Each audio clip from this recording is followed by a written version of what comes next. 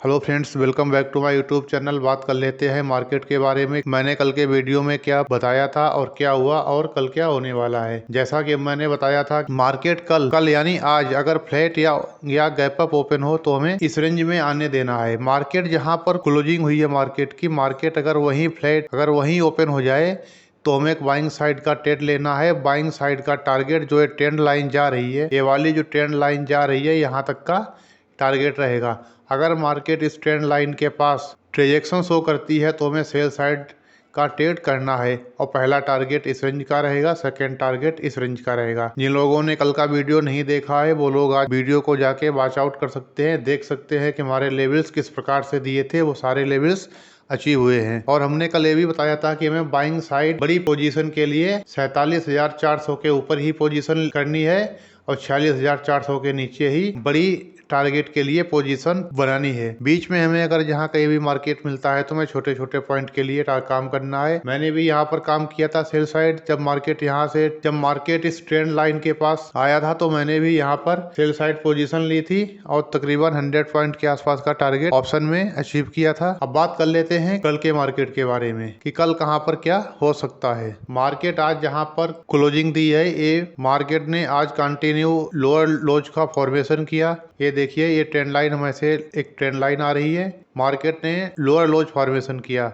एक हाई बनाई, लो बनाई, लोअर हाई, लोअर लो, लोअर हाई, लोअर लो, यानी यहाँ पर डाउन ट्रेंड टाइप का जो प्राइस एक्शन है वो बिल्डअप हुआ है। ऐसे में अगर हमें बाइंग साइड की पोजीशन लेनी है, थोड़ी सोच समझकर काम करना है, नहीं तो हमें सेल साइड की पोजीशन ही बनानी है। मार्केट जहाँ पर क्लोज हुआ है इस रेंज में, अगर मार्केट यहीं पर 30 से 40 point gap up, gap down या फ्लैट कैसे भी ओपन होके, जब तक मार्केट इस ट्रेंड लाइन को, जो ट्रेंड लाइन है पुरानी वाली हटा देंगे, इस वाली नई वाली ट्रेंड लाइन का जब ब्रेकआउट होगा इस रेंज के आसपास, मार्केट 46,980 से लेके 46,770, मार्केट जब इस रेंज के बीच में कहीं भी ओपन होके इस ट्रेंड लाइन का ब्रेकआउट दे, इस रेंज का ब्रेकआउट दे, तो हमें बाइंग साइड पोजीशन बनानी है। अपर साइड में ये तकरीबन 250 पॉइंट का टारगेट रहेगा। हमारा पहला टारगेट 250 पॉइंट का। मार्केट अगर यहाँ पे गैप डाउन या फ्लैट किसी भी तरह से ओपन होके अगर इस रेंज को रिटेस्ट करके डाउन साइड ब्रेक करती है तो हमें सेल साइड का पोजीशन बनाना है।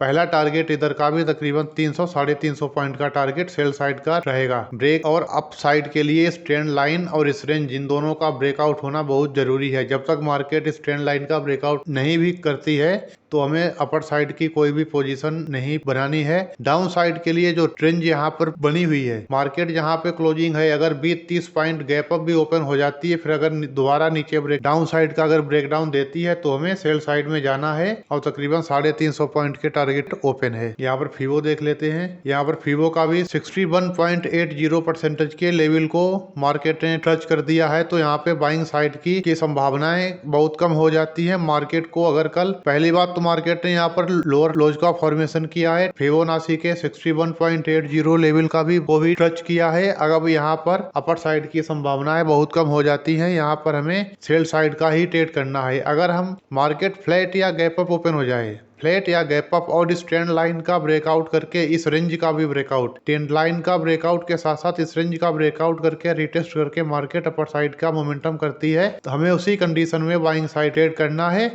और ये जो प्रीवियस स्विंग बनाया है, प्रीवियस स्विंग ये वाला, इस वाले प्रीवियस स्विंग का टारगेट जो तकरीबन 250 से 270 पॉइंट का बैठता है, हमें यहीं तक का अपर साइड का टारगेट अचीव करना है। अब बात कर लेते हैं फिर निफ्टी के बारे में। सेम वही फॉर्मेशन फिर निफ्टी में भी हुआ। मार्केट यहाँ फ्लैट ओपन होके ऊपर गया और इसी ट्रेजेक्शन जोन से ट्रेजेक्शन लेके डाउन साइड आया, इसी ट्रेंड लाइन का सपोर्ट लेके फिर ऊपर आया और डाउन साइड आ गया। फिर निफ्टी के अंदर भी लोअर लोज का फॉर्मेशन हुआ है, high low, lower high, lower लो, और मार्केट ने लोअर लो का फॉर्मेशन देके क्लोजिंग कर दिया।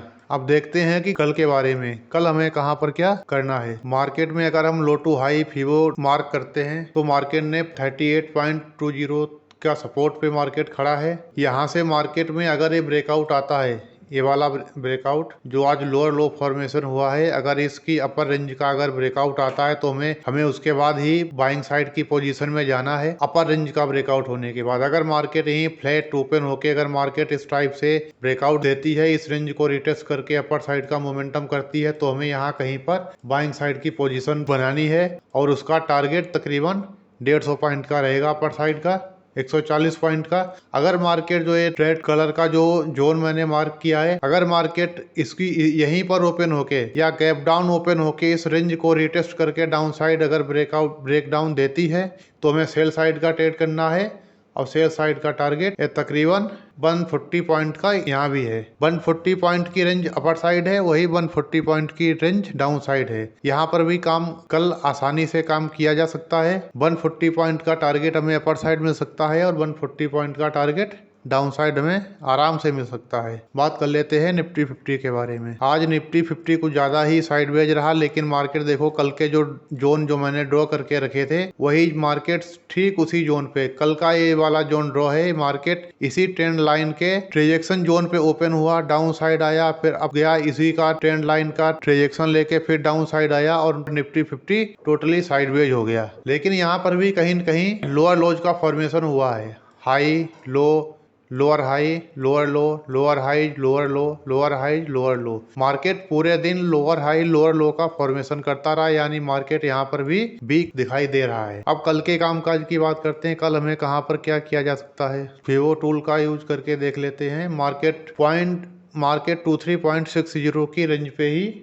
खड़ा हुआ है। मार्केट 23.60 की रेंज पे खड़ा हुआ है।